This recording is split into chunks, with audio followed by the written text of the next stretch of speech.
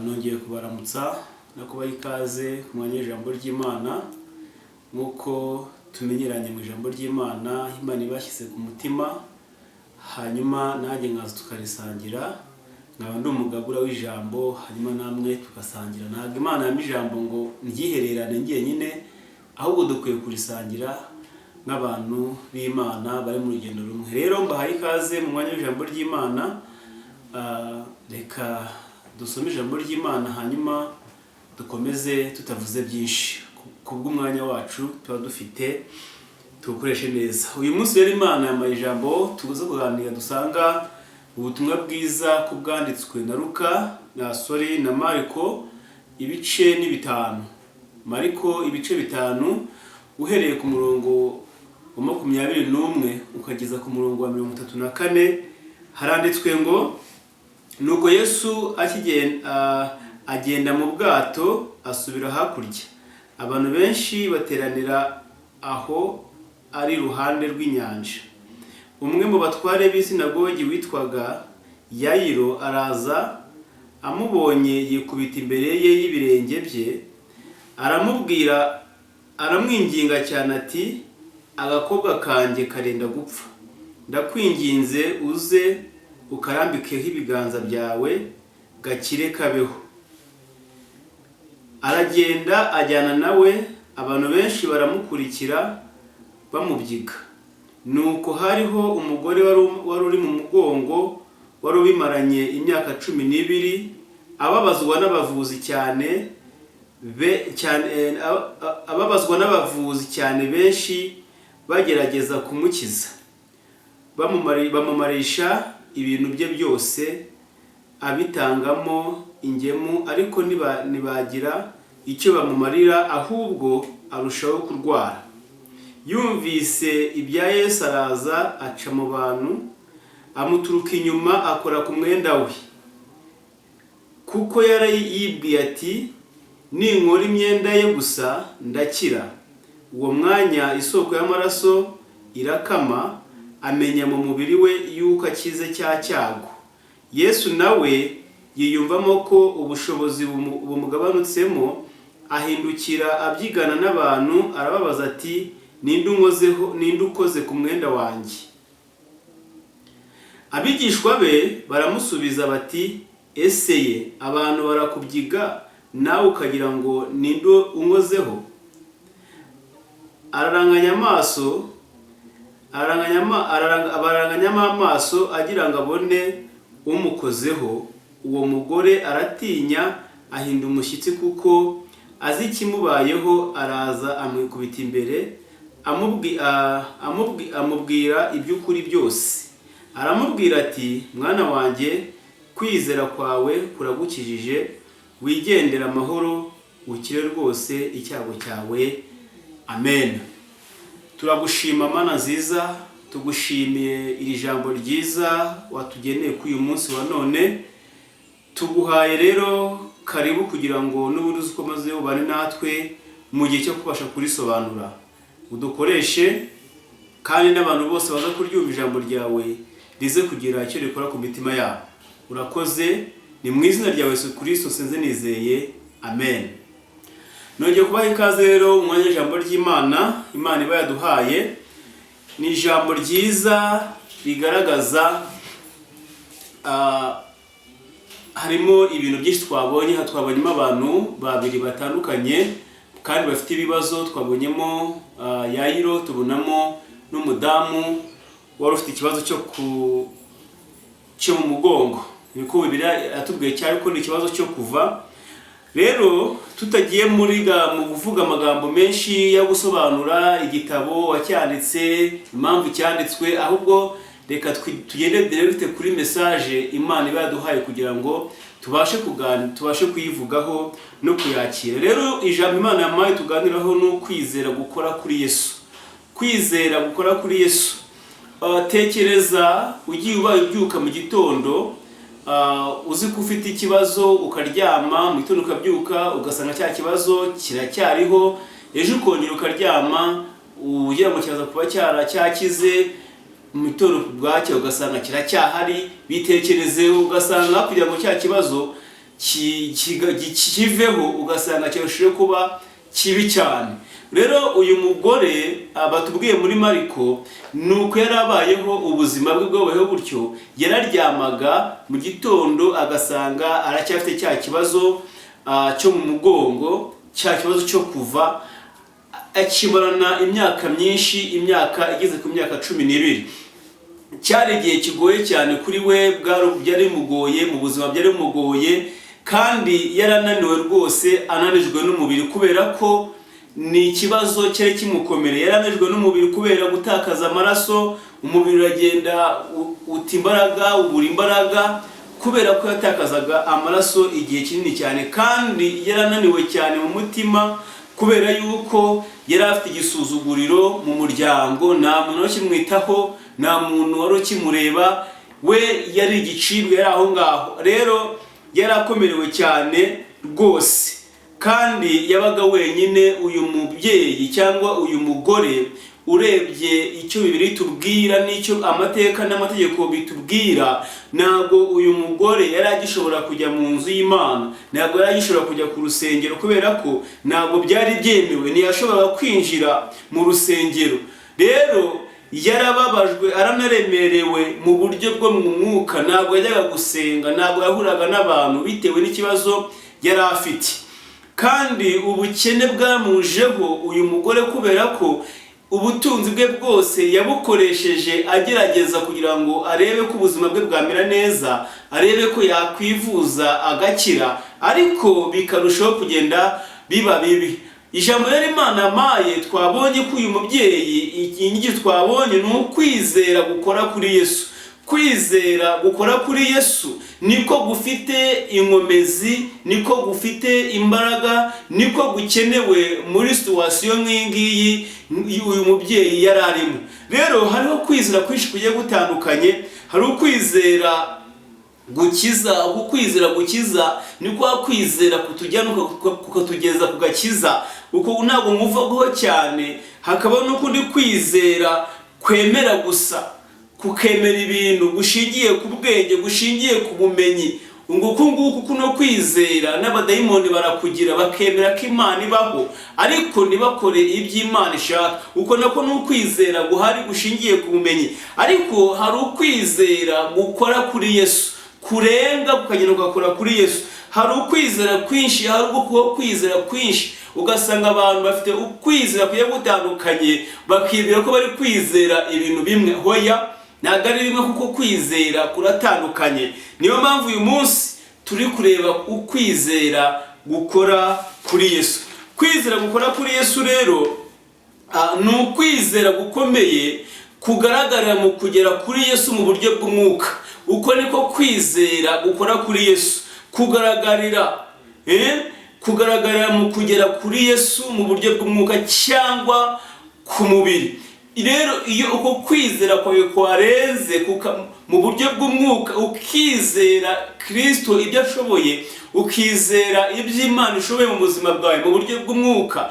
Rero ahangaha bigaragara ko uyu mugore wagize kwizera gukora, kwa kwizera kwatumye agambira akagenda agakora ku mwenda wa Yesu. Uko niko kwizera rero gukora kuri Yesu, kugakora kuri Yesu mu buryo bw'umwuka, kugakora kuri Yesu mu buryo bw'umubiri, ukamukoraho kandi mu buryo bwihariye, kandi mu buryo bukora igitangaza cyangwa mu buryo butandukanye. Ntabwo ukora kuri Yesu gusa ngo bibe birarangiye, ugomba gukora kuri Yesu mu buryo bwihariye kandi mu buryo buzana impinduka. Uburyo numukoraho bigaragare ko wamukozeho impinduka ibe nk'uko uyu mubyeyi yakoze kuri Yesu, impinduka ikaba ku buzima bwe. Kugiye yari amaze kinini cyane agerageza ubuvuzi, agerageza kugira ngo ubuzima bwe bubeho, abugire ubuzima bwiza, asubire muri society nk'abandi, byarananiranye. Ariko agira kwizera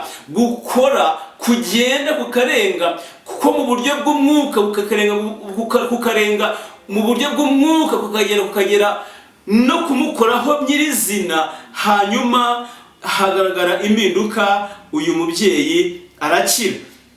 Rero uyu turebye ubuzima bw'uyu mubyeyi turabona kondisiyo y'uyu mubyeyi yari kondisiyo itari nziza. Iyo usomye ku murongo 25 n'umurongo 26 ubona ko yari ari muri situwasiyo itari nziza, situwasiyo yari muremereye. Haravuga ngo nuko hari umugore wari mu mugongo wari ubimaranye imyaka 12, ababazwa n'abavuzi cyane benshi bagerageza kumukiza, bamumarisha ibintu bye byose abitangamo ingemu, ariko ntibagira icyo bamumarira, ahubwo arushaho kurwara. Ni ukuvuga uyu mubyeyi yatanze ibintu bye byose agerageza gukira, abitanga ku bantu batandukanye, abitanga ku baganga batandukanye, abaganga b'inzobere, abaganga b'abahanga bazwi, ngo ariko biranga birananira, nabwo bikarushaho kuba bibi. Rero indwara ye yari imaze imyaka 12,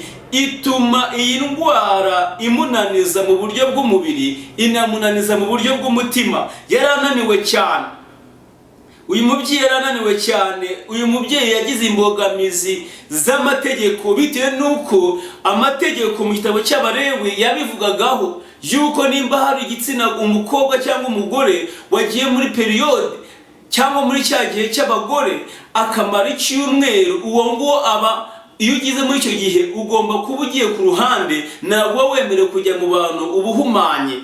Ariko ngo niyo byarengagaho none wagombaga kuba uhumanye. Uyu mugore rero yagize icyo kibazo cyo kuva amara imyaka 12 rwose atagera impande y'abantu, atagera aho abantu bari, kuko yari ahumanye. Amategeko yamubonaga nk'aho ahumanye, yamugaragazaga nk'aho ahumanye ari ikizira. Uyu mugore rero ahura n'izo mbogamizi kubera amategeko. Imibereho nayo mu bukungu biragenda bimera nabi, ahinduka umukene kubera ko yakomeje kugenda agerageza gushaka icyamukiza, atanga imitungo ye yose.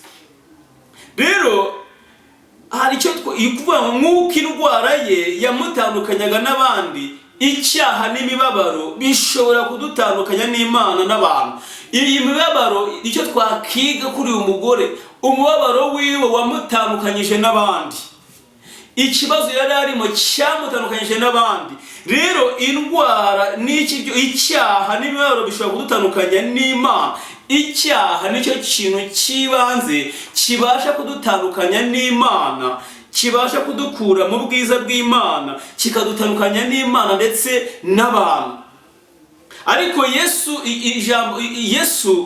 afite imbaraga zo kugarura byose mu buryo. Bene data, nubwo byaba bimeze nabi, nubwo waba utakigera mu bantu, nubwo waba warasuzuguwe, nubwo waba waratutswe, nubwo waba waranzwe n'imiryango yagushyize ku ruhande, reka nguhe inkuru nziza. Yesu afite ubushobozi bwo gufata ibintu byose akabisubiza mu buryo. Ibyananiranye, haba mu burwayi, haba mu muryango, haba mu gihugu, haba mu itorero, Yesu afite imbaraga zo gufata ibintu byose byavuye ku murongo akabisubiza ku murongo. Uyu mubyeyi yari muri kondisiyo itari mbi, kondisiyo ituma adahura n'abantu, ariko Yesu nta kindi cyamuzanye nuko aza gusubiza ibintu byose ku murongo. Yesu yaje gusubiza ibintu byose ku murongo.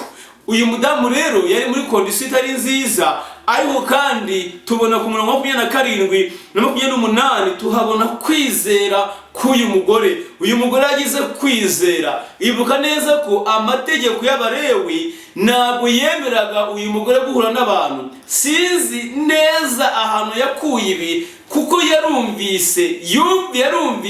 yumva inkuru za Yesu, yumva ibitangaza bya Yesu, yumva impuhwe za Yesu, arangije arizera. Kubera ko ijambo ry'Imana mu Baroma ibice 10 n'umurongo wa 14 baravuga ngo kwizera kuzanwa no kumva, kandi kumva ijambo ry'Imana. Uyu mugore rero yumvishe inkuru za Yesu, arizera, yizera ko kumukoraho gusa byamukiza, yizera ko namukoraho ari bukire. Afata icyemezo cyo kwinjira mu kivuge cy'abantu, nubwo yarananiwe ananiwe kandi afite n'isoni z'uko abantu bamubona, ariko wafata icyemezo cyo kwinjira mu kivunge cy'abantu kugira ngo akore kuri Yesu kubera kwizera yari afite, avuga ngo nubwo njye ndi bumukoreho byonyine gusa nkakora ku mwenda we ndi bubashe gukira. Haleluya! Gukora ku mwenda byonyine wa Yesu. Uyu mugore afite kwizera gukora kuri Yesu, yari afite kwizera kurenga kugenda kugakora kuri Yesu, yari afite kwizera gukora. Rero kwizera nyakuri ni gutegereza ahantu heza. Bene data, kwizera nyakuri ntabwo gutegereza ahantu heza cyangwa umwanya mwiza ngo ndaza kureba hatakiri abantu nze kumwegera tuganire mubwire ikibazo mfite. Hoya, kwizera nyakuri ntabwo gutegereza ahantu heza cyangwa umwanya mwiza, gutera intambwe yo gukora nubwo hari imbogamizi. Kwizera gutera intambwe n'igihe hari imbogamizi, n'igihe ubona ko ibyo bintu utabyemerewe, ariko ufite kwizera gutera intambwe nubwo haba hari imbogamizi. Uyu mubyeyi yari afite imbogamizi z'uko atemerewe kujya mu bantu, nagera mu bantu biraza kuba ikibazo. Yari ahumanye, ntabwo agomba kwegera abantu. Kwegera abantu agomba kubahumanya nabo bagahumana, ariko yabirenzeho arenga izo mbogamizi. Bene data, dukeneye abantu bafite kwizera gukora, dukeneye abantu bafite kwizera kurenga imbogamizi zo mu buzima, zo mu burwayi, zo mu muryango, zo mu mategeko, zikarenga imbogamizi. Kuno kwizera ugatera intambwe. Dukeneye gutera intambwe mu kwizera tugakora kuri Yesu nubwo haba hari imbogamizi zimeze gute, tutitaye kukiza kuza kutubaho nyuma, tutitaye ngo baratukubita, tutitaye ngo baradusunika. Uyu mugore yahisemo kwinjira mu bantu, mu kivunge cy'abantu. Abantu ngo bari benshi bakurikiye Yesu, ariko uyu mugore we ntabwo yigize abyitaho. Yaje abisesekamo, yaje yitsindagiramo ngaho kugira ngo agere kuri Yesu, bitewe nuko yumvishe impuhwe za Yesu, yumva ibitangaza Yesu akora. Haravuga ngo nanjye ndabyizeye, uyu nanjye Yesu ndamukuraho kandi ndi bukire. Amafaranga natanze sinzongera kuyatanga. Ikibazo cyanjye kiri bukurweho uyu munsi ninkora kuri Yesu, ninkora ku mwenda gusa wa Yesu. Rero kwizera nyakuri ntabwo gutegereza ahantu heza cyangwa umwanya mwiza, ahubwo gutera intambwe yo gukora nubwo hari imbogamizi. Uyu mudamu yafite kwizera gukomeye cyane. Hanyuma nyuma yo kwizera, uyu mudamu ntabwo yagumye aho ngaho ngo yizere, agumye yicaye ngaho avuga ngo ntabwo ndaza gukora kuri Yesu gusa ngo umukore ku mwenda. Ahubwo yateye intambwe aragenda akora kuri Yesu, ahura na Yesu, aragenda mukoraho. Ako kanya amaze gukora kuri Yesu ngo amaraso ahita arahagarara. Imbaraga, reka mubwire, ntabwo imbaraga zari ziri mu mwenda, ahubwo zari ziri muri Yesu bwe. Uyu mudamu iyo akora ku mwenda wa Yesu atizeye, ntabwo agomba yarizeye, arangije akora kuri Yesu, akora kuri wa mwenda wa Yesu. Ariko uyu mwenda wa Yesu si wamukijije, ahubwo n'imbaraga zari ziri muri Yesu zakijije uyu mubyeyi, zabashije gukura indwara y'uyu mubyeyi. Bene data, hari imbaraga ziri muri Yesu, hari imbaraga zifite ubushobozi bwo gukuraho ibintu byose byananiranye. Hari izi mbaraga zitwa dunamis. Izi mbaraga zifite ubushobozi bwo gukiza, bwo guhumura, bwo gukiza ibibembe, bwo gukiza abamugaye zikabamugurura mu izina rya Yesu. Uyu mugore rero izi mbaraga nizo yakiriye abasha gukira. Izi mbaraga nizo Yesu, nizo Petero yakiriye ubwo yagendaga hejuru y'amazi, afite kwizera, kwa kwizera gukora. Iyo ufite kwizera gukora rero wakira n'izo mbaraga zibasha gushoboza gukora ibyo abantu batekereza ko bidashoboka. Hari ibintu abantu batekereza ko bidashoboka, ariko mu kwizera mu buryo bw'umwuka birashoboka. Petero ngo agendera hejuru y'amazi kuko yari afite kwizera, yizereye ku mwami Yesu, yizereye mu mbaraga z'umwami Yesu. Ariko atangiye kwita ku magambo, atangiye kwita ku biri kuvugwa ku ruhande, kubasigaye mu bwato, atangira gutakaza icyerekezo, atangira gutakaza kwizera. Arangije ngo atangira kwibira. Icyo nkundira Yesu Yesu ntabwo ajya kureka nubwo watangira kwibira mu bibazo. Petero ngo atabaje Yesu arambura ukuboko, arangije amukuramo. Yesu afite imbaraga zishobora gukura mu byago. Yesu afite imbaraga zishobora gukura mu buzima bunaga bwari burangiye. Yesu afite imbaraga zishobora guhindura amateka y'ubuzima bwawe. Yesu afite izo mbaraga.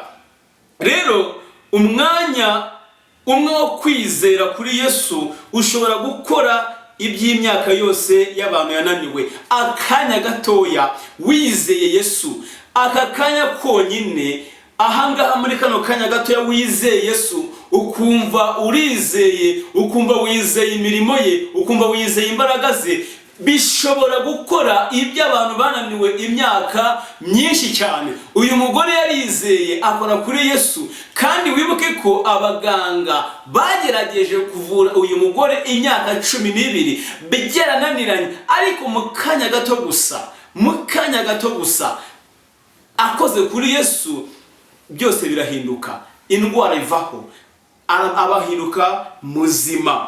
Haleluya, ahinduka muzima. Rero akanya gatoya wizeye Yesu, ibintu byose byahinduka. Hanyuma nyuma y'ibyo amaze gukora kuri Yesu arangije aramumenya. Yesu ku murongo wa 33 no 32 ubona ko Yesu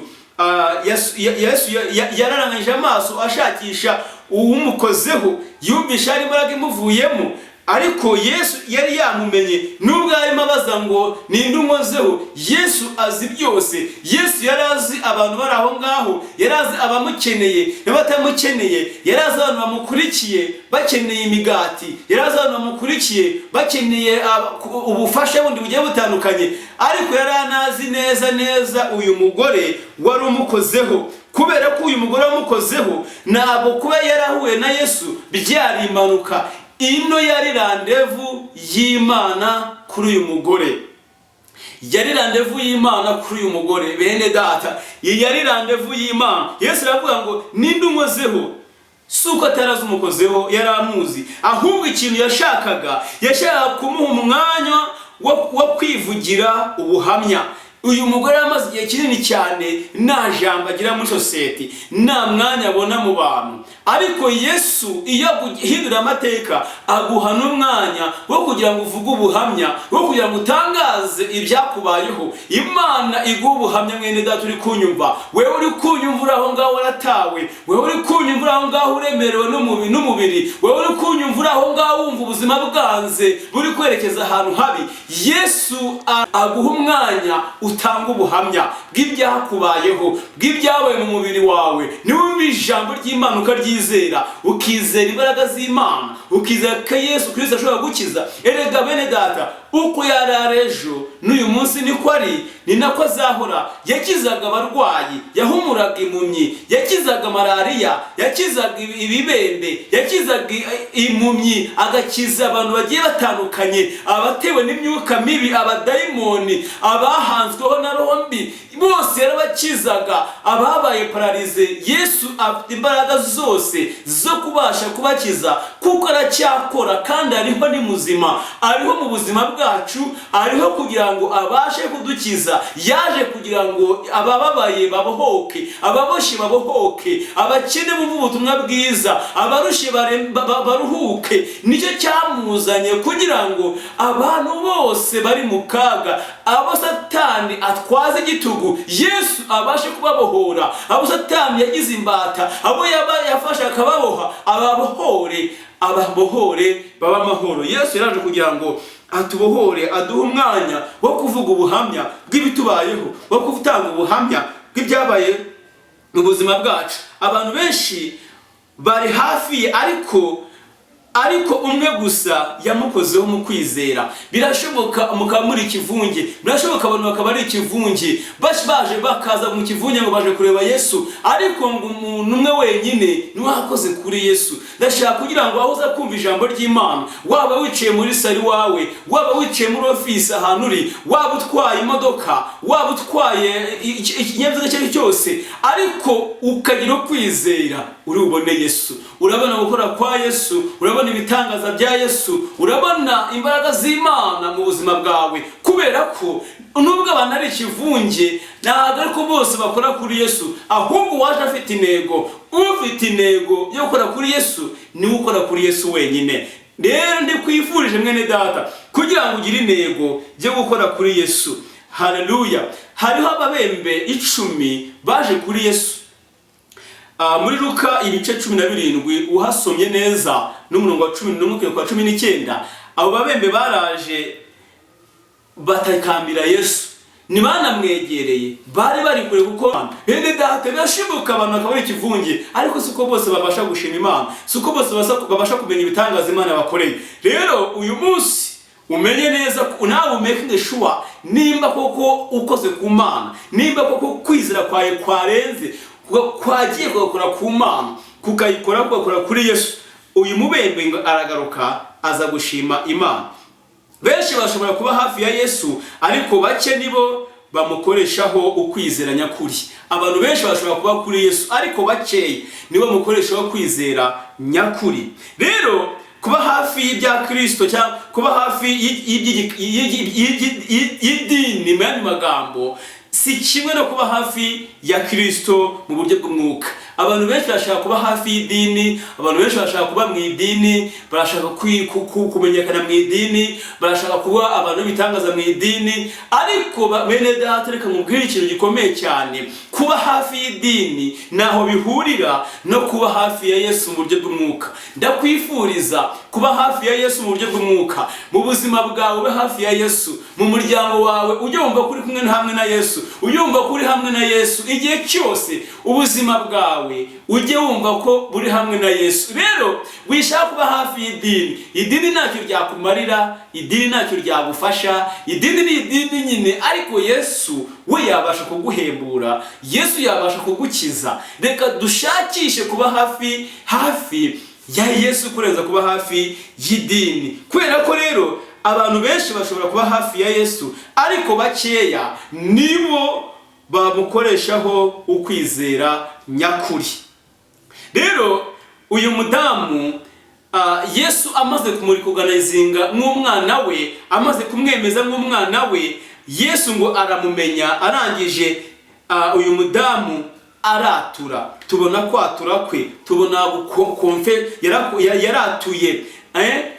yaratuye avuga ko ari ukoze kuri Yesu. Nubwo Yesu yabazaga uwo ari we, uyu mudamu we yaravuze ati kama mbaya bibuko byakabaye, ngiye kuvuga ko ari njyewe, nibishaka amategeko aba aciteka, ngiye kuvuga ko ari njyewe. Nubwo yatinyaga, yaje imbere ya bose avuga ibyo yakorewe. Uyu mudamu yaje imbere y'abo bantu bose, y'icyo kivunge cy'abantu bose, avuga ibyo yakorewe, avuga iby'Imana yamukoreye. Rero bene data, ukwiye kwatura, ukatura iby'Imana gukoreye, ukatura iby'Imana yagukuye. Rero ibyo byamugaruriye, kuba yarabashije kwatura byamugaruriye icyubahiro n'umwanya mu muryango. Wibuka ko nakubwiye ko uyu mudamu yari atakaje umwanya n'icyubahiro mu muryango, muri society. Ntabwo yari agifite icyubahiro. Bene data, nkunda kwihuye na Yesu agusubiza icyubahiro, agusubiza ibyo abantu bakwambuye byose arabigusubiza. Uyu mudamu amaze kwatura iby'Imana yamukoreye, ibyo Yesu yamukoreye, ngo asubizwa icyubahiro, asubizwa n'umwanya mu muryango. Haleluya. Haleluya. Turabona undi muntu muri Bibiliya, muri Yohana 9, uriya musore cyangwa umugabo wari impumyi. Turabona na uyu muntu ari guhamiriza, ari kwatura, ayatura, avuga ibyo Yesu yamukoreye. Baramubajije bamubaza nyine nimba yari impumyi, nimba yari wamukijije uwo ari we, kuko benshi barashidikanyije ngo ndabona. Oya, arangije aravuga ngo icyo nzi nuko nari impumyi none ndabona. Nukuvuga nawe ufite icyo washingiraho uyu mwanya ukavuga icyo uzi, icyo wari uri mu kaga, icyo uzi, icyo wari urushye mu mutima wawe, icyo uzi, icyo wari uremerewe, icyo uzi, icyo ubuzima bwari bukunaniye, icyo uzi, icyo wumvaga wiyanze, ariko nonaha urabona umeze neza. Nicyo cyabaye kuri uyu musore wahamije ko yari impumyi ariko akaba ari kubona.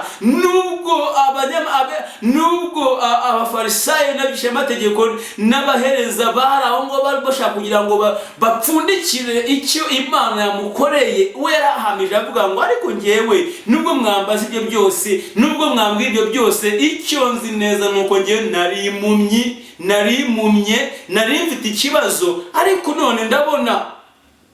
Kwizera nyakuri rero gufite ubuhamya bugaragaza imirimo y'Imana kandi bugatera abandi gukomeza. Kwizera nyakuri kuba gufite ubuhamya bene data, na uyizeye ugomba kugira n'ubuhamya bugaragaza kandi imirimo y'Imana. Hari imirimo Imana ikora mu buzima bwacu, hari imirimo Imana ikora mu miryango yacu, hari imirimo Imana igikora natwe bikadutangaza tugatangara kuko Imana yakoze imirimo. Rero kwizera nyakuri gufite ubuhamya bugaragaza imirimo y'Imana kandi kugatera abandi gukomeza. Iyo turi kuvuga ubuhamya bw'iby'Imana yadukoreye, aho Imana yadukuye, aho Imana tugejeje, ntabwo tuba turi kwirata ngo tuvuge ko ari turushije abandi. Hoya, tuba turi kuvuga imirimo y'Imana bene data.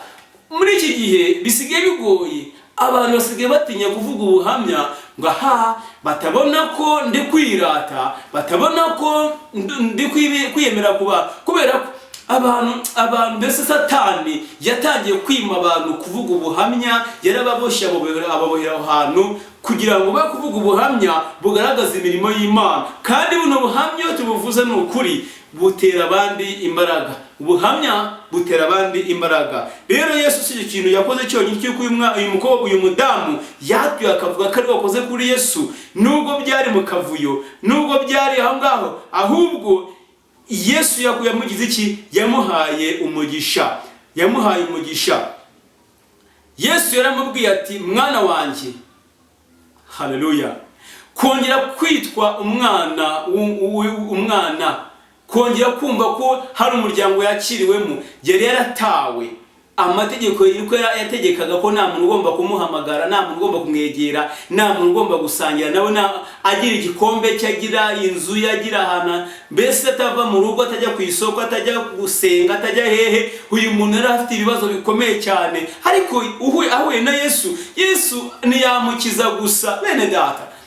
Nababwiye ngo si ugukira uburwayi gusa, ahubwo no guhabwa ishusho nshya mu buzima. Ni ukuvuga Imana yamuhaye ishusho nshya. Hari ishusho ya kera yari afite, hari n'ishusho yakiriye amaze gukora ku Mwami Yesu, hari n'ishusho yakiriye amaze gukoresha kwa kwizera gukora kuri Yesu. Yesu yamuhaye indi shusho nshya y'ubuzima, atangira kugira ubuzima, agira ubuzima bwiza. Yesu nadukiza gusa ibibazo byacu byo hanze, aduha no kugarurwa mu mubano mwiza n'Imana no mu mahoro arambye.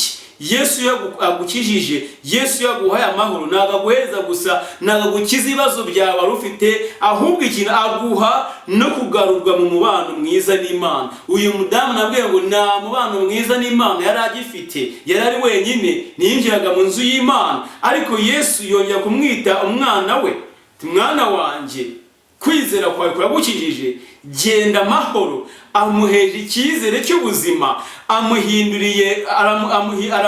ahindura bya bintu byose n'icyizere, arongera mwunga n'Imana, amuha umubano mwiza n'Imana ndetse n'amahoro arambye. Yabayeho nta mahoro afite mu mutima, yumva yiyanze, yumva yihebye, ariko Yesu arangije amuha amahoro. Rero nakangubwira ikintu gikomeye cyane, nta bihe birebire ku Mana, nta gihe kirekire ku Mana. Birashoboka ko ukaba wumva ikibazo cyawe kimaze igihe kirekire, wumva indwara yawe itakiri indwara, bwo yabaye ubumuga. Hari ukuntu umuntu akarwara akagira ikibazo akumva ko indwara itakiri indwara, ahubwo yabaye ubumuga.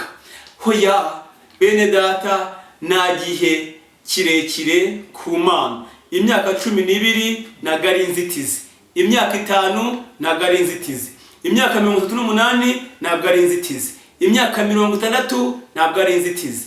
Imana ikora mu gihe cyayo, igihe cy'Imana igihe cyose gihora ari igihe cyiza. Rero ntabwo ibihe bishobora kuba birebire ku Mana, kandi ukwizera nyakuri ni igikorwa. Kwizera k'ukuri ni uko ugomba gukora, ntabwo ari ukumva gusa, ntabwo ari ukugira ahubwo kwizera kurenga inzitizi kugakora, kwizera gutera intambwe kugakora. Umwanya umwe wizeye Yesu Kristo ushobora guhindura ibintu byinshi byari bimaze imyaka myinshi abantu bagerageza kugira ngo babihindure byarananiranye, ariko wizeye Yesu byose birashoboka. Kandi intege nke zawe si inzitizi ku mbaraga z'Imana. Shaka kugira ngo kumve neza ako kantu. Intege nke zawe si inzitizi ku mbaraga z'Imana. Rwose intege nke zawe ntabwo ari inzitizi. Imana ishobora gukora nubwo ubona wowe wananiwe, kandi ukwizera muri Yesu Kristo guhindura byose. Guhindura byose rwose. Niyo waba warageragejwe n'abantu, warataye amafaranga yawe cyangwa imbaraga zawe zarananiwe, uyu munsi Yesu arakubwira ngo ongera unkoreho mu kwizera. Waragerageje, warirwaniriye, wakoze ibishoboka byose biranga, kugira ngo ikibazo cyawe gihinduke ugasanga cyarushijeho kuba kibi. Yesu ari kukubwira ngo ongera unkoreho mu kwizera, ongera ukoreho Yesu mu kwizera, ongera ugere kwa kwizera gukora mu izina rya Yesu. Ese waba wifuza kuguma mu kivunge? Waba wifuza kuguma mu kivunge, cyangwa urifuza kuba uriya mugore wakoze kuri Yesu? Urifuza kuguma mu kivunge, cyangwa se urifuza kuba umwe ukoresha intambwe yo kwizera kugira ngo akore kuri Yesu? Bene data, reka tuve mu kivunge tugire kwizera gukora kuri Yesu. Mu izina rya Yesu, Imana iduhe umugisha. Shalom.